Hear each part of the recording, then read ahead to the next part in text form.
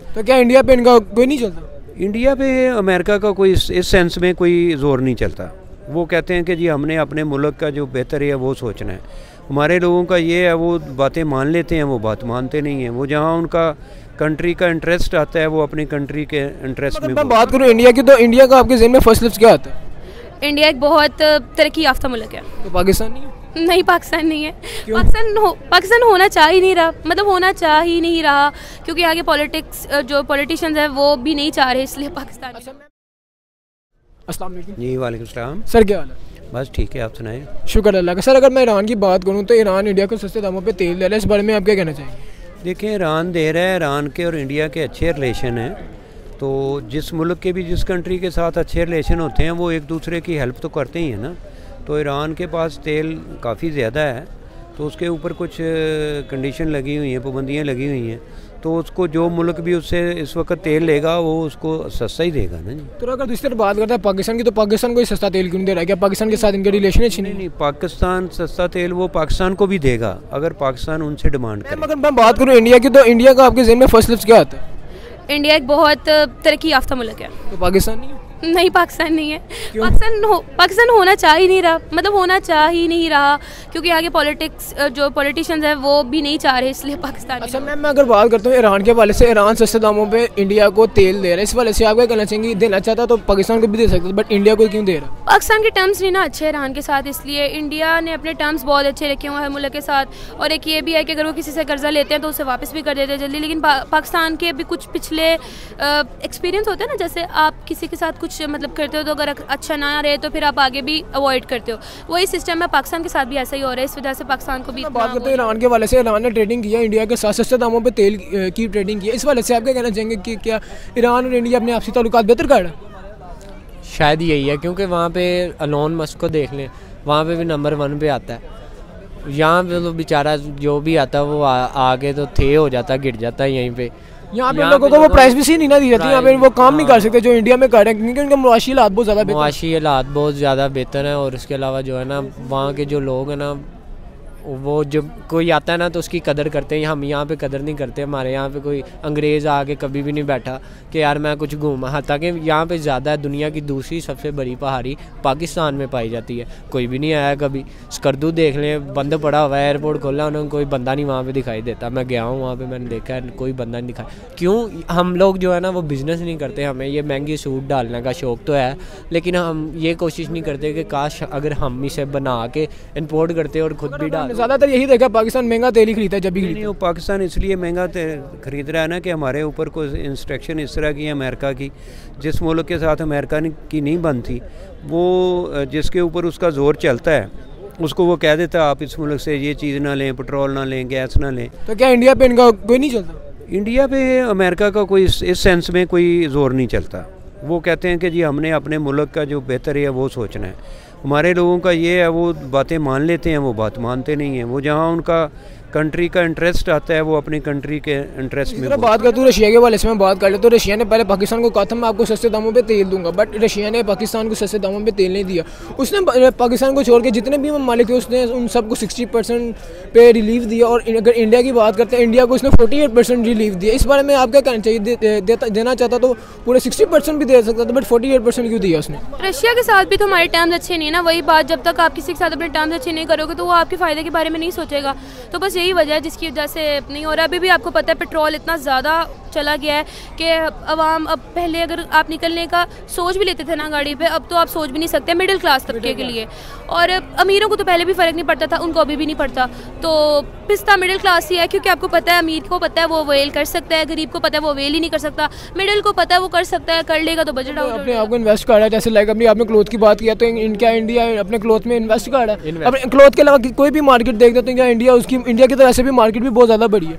इस वाले से क्या कहना चाहेंगे कि वो अपने मुल्क में इन्वेस्टिंग भी कर रहा है? वो अपने मुल्क में, क्योंकि उसका 60% जो है ना वो उसके लोगों पे लगता है, और हमारा जो 70% है वो हमारी फ़ौज पे लगता है। उसका जो 40% होता है वो हमारे पास आते आते जो है ना 2% रह जाता है। तो उसमें बंदा क्या अपने आप को बड़ा करे। आपको मैं बताना चाहूँ हमारा 60% नहीं हमारा 70% लगता है। चले ये बात हमारी इस्टेब्लिशमेंट की आ गई, इसको एक बात साइड पे रखते हैं। मैं बात करने जा रहा हूँ आपके तेल की। रशिया की अगर बात करते हैं, रशिया ने पाकिस्तान को कहा था कि मैं आपको सबसे सस्ते दामों पे तेल दूंगा, बट इमरान खान साहब के दौर में कहा था, ये नहीं कभी कहा था। लेकिन ये देखे ना, तब इमरान खान था, उसके दौर में कहा था, अब वो नहीं है तो वो मुआहदा भी जारी बात है नहीं। अगर आप मुझसे कह रहे हो कि भाई ये काम है तो आप नहीं हो तो मैं कैसे देखा वो सोशल मीडिया पे बहुत ज़्यादा आवाज़ उठाना शुरू कर देते हैं अगर कोई भी बात गलत हो इंडिया वाले। देखो इंडिया की ये शुरू से ही आदत है चीखो पुकार करने की।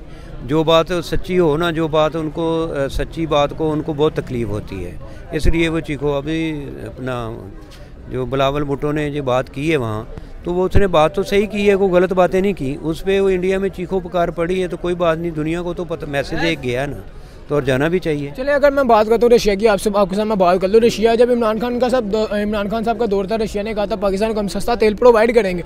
बट अब बात करते हैं रशिया ने पाकिस्तान को सस्ता तेल देने से मना कर दिया। और दूसरी तरफ बात करते हैं बाकी ममालिक की, अगर यूरोप की बात कर लेते हैं या एशिया में जितने भी ममालिक हैं उनकी बात कर लेते हैं, वो उनको 60% रिलीफ दे रहा है, जबकि इंडिया को 48% दे रहा है। इस वाले से क्या कहना चाहेंगे कि इंडिया को 48% दे रहा है और बाकी ममालिक को 60% रशिया दे रहा है? देखें रशिया का जो मसला है ना, देखें रशिया भी एक सुपर ताकत थी, अब नहीं है, लेकिन वो अब आहिस्ता आहिस्ता फिर दोबारा सारे उठा रहे हैं। ठीक है, हमारे साथ रशिया के शुरू से कोई रिलेशन इतने अच्छे नहीं रहे, क्योंकि हर मुल्क का अपना अपना एक ग्रुप है।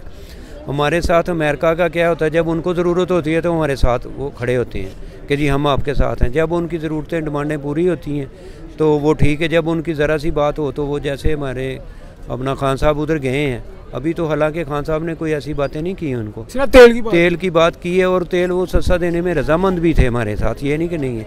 अमेरिका को वो बात थोड़ी बुरी लगी है, तो वो ये मुल्क को सोचना चाहिए अपने मुल्क के लिए, दूसरे मुल्कों को अच्छी लगे या बुरी लगे।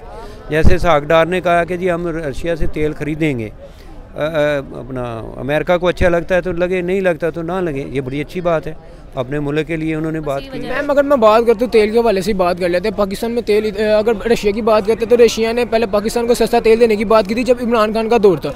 अब इमरान खान जब से सीट से उतरे हैं तो इन लोगों ने सस्ता तेल देना मतलब कि ख़त्म ही कर दिया है। तो अगर दूसरी तरफ बात करते हैं पीएम मोदी को वो अभी भी सस्ते दामों में तेल देना है, जिस तरह से अभी फिलहाल मोदी साहब का दूसरा टर्न्योर चल रहा है और मे भी मुझे लगता है तीसरा टर्न्योर भी कर लेंगे, जिस तरह से वो इलेक्शन के दौरान काम कर रहे हैं। इस वजह से आपको कहना चाहेंगे कि जैसे इलेक्शन आते हैं तो ये लोग काम करना क्यों शुरू कर देते हैं? इसीलिए ना कि वो जैसे इलेक्शन आते हैं आवाम को ग्रैब करने के लिए कि आवाम जो है वो उनके हक में वोट दे। बहुत जैसे ही मतलब ज़ाहिर बात है, जब आपने किसी से फ़ायदा लेना है तो आप उसके सामने मीठे तो बनोगे, अच्छा तो बनोगे। तो बस जब आपका ख़त्म हो जाता है, आवाम बेचारी क्या चाहती है कि उसके फ़ायदे की बात हो।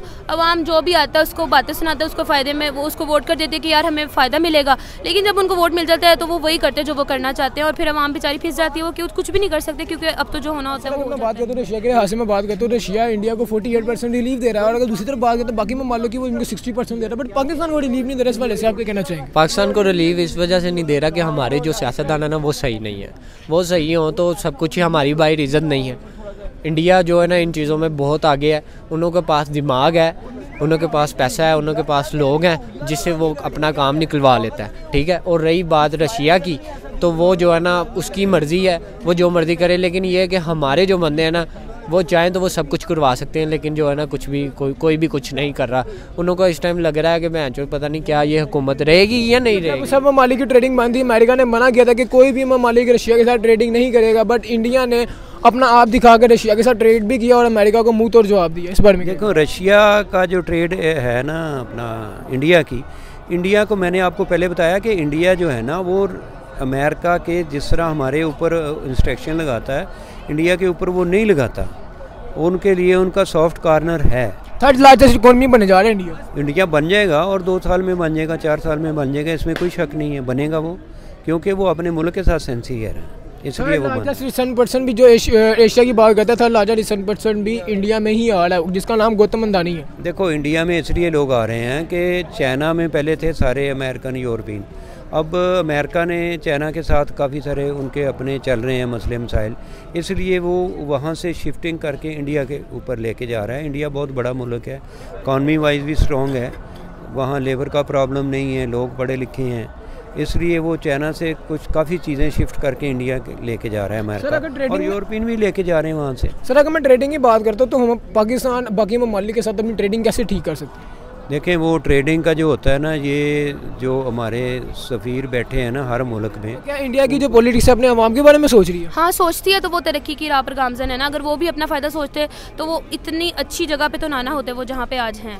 एंड वे आप क्या मैसेज देना चाहेंगे इंडियन पब्लिक और पाकिस्तान पब्लिक को? मैं पब्लिक के लिए तो यही मैसेज है कि वो आपस में ये पॉलिटिशियंस को देख के एक दूसरे से नफरत ना करें, एक दूसरे के साथ प्यार से रहें, छोटी सी ज़िंदगी एंजॉय करें और इस तरह हंसते खेलते गुजार दें। जी शुक्रिया, थैंक यू।